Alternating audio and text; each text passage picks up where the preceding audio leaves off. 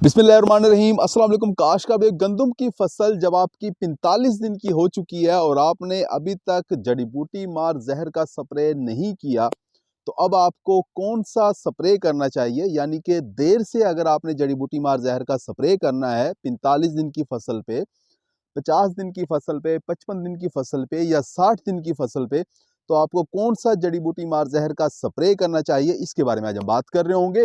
दूसरा पानी अगर आप लगा चुके हैं, दूसरे पानी के बाद अगर आप जड़ी बूटी मार जहर का स्प्रे करना चाह रहे हैं, तो फिर आपको कौन सा जहर जड़ी बूटी मार जहर का स्प्रे करना चाहिए, इसके बारे में भी बात कर रहे होंगे। कौन सा जड़ी बूटी मार जहर ऐसा है जो फसल के ऊपर कम स्ट्रेस देता है, इसे आप खुश्क वतर में भी स्प्रे कर सकते हैं, इसे आप तरवतर के अंदर भी स्प्रे कर सकते हैं, इसे आप खुश्क ज़मीन के ऊपर भी स्प्रे कर सकते हैं। पौधों के ऊपर दबाव कम से कम पड़ता है, पौधे स्ट्रेस में कम से कम आते हैं, इसके बारे में आज हम बात कर रहे होंगे। अगर आपने हमारे चैनल सब्सक्राइब नहीं किया, चैनल को फौरन सब्सक्राइब कर दें, साथ में बेल के बटन को दबा दें ताकि फसलों के मुतालिक हम जितनी वीडियो बना रहे होते हैं वो आपको बर वक्त मिल सकें।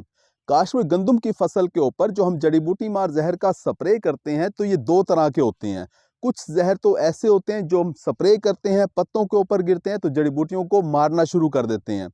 कुछ जहर इस तरह के होते हैं कि जब हम स्प्रे करते हैं तो पत्तों के जरिए भी जड़ी बूटियों को मारते हैं, और दूसरा जो ज़मीन पे पड़ते हैं तो ज़मीन के ज़रिए, जड़ों के ज़रिए भी जड़ी बूटियों को तलफ करते हैं, जड़ी बूटियों को मार रहे होते हैं। काश का भाई जब आपकी फसल 45, 50, 55, 60 दिन की हो चुकी है, दूसरा पानी आप लगा चुके हो, बूटा आपकी फसल मार चुकी है, ज़मीन नज़र नहीं आ रही होगी। जैसे कि ये खेत आप देख रहे हैं, इसके अंदर ज़मीन नज़र आ रही है। इस वक्त ये फसल 30-35 दिन की ये फसल है। इसके अंदर अगर आपने स्प्रे करना है तो कोई भी जड़ी बूटी मार जहर आप स्प्रे कर सकते हैं, क्योंकि जड़ के ज़रिए भी, ज़मीन के ज़रिए भी जड़ी बूटियाँ कंट्रोल होंगी और पत्तों के ज़रिए भी कंट्रोल होंगी। लेकिन जब आपकी फसल दूसरे पानी लगा चुके हैं, 45, 50, 60 दिन की आपकी फसल है, तो फिर आपको चाहिए कि आप ऐसे जहर का इंतखाब करें जो पत्तों के ऊपर गिरे और पत्तों के ज़रिए जड़ी बूटियाँ कंट्रोल हों।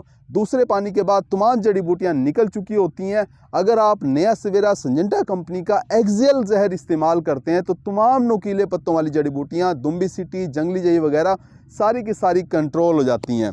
काशो इसके साथ आप ब्रोमोक्सिनल प्लस MCPA सिंजेंटा कंपनी के पास ही मौजूद है, वो भी आप इस्तेमाल कर सकते हैं। अगर डोज़ की बात की जाए तो एक्सेल की आप 330 मिलीलीटर फी एकड़ के हिसाब से इस्तेमाल करोगे।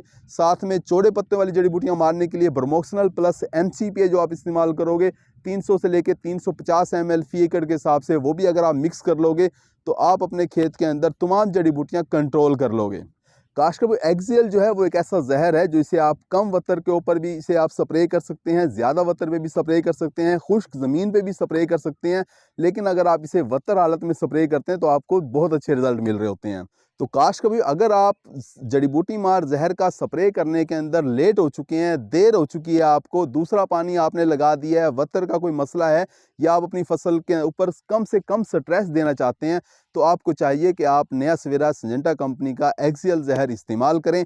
इसके साथ आप चौड़े पत्ते वाली जड़ी बूटियाँ मारने के लिए आप बैक्टल सुपर जो बायर कंपनी की है वो भी मिक्स कर सकते हैं, अलाइमैक्स जो सिंजेंटा कंपनी का है वो भी मिक्स कर सकते हैं। तो इस तरीके से आप दोनों को मिला के जब इस्तेमाल करोगे तो अपने खेत के अंदर से तमाम जड़ी बूटियों को कंट्रोल कर लोगे।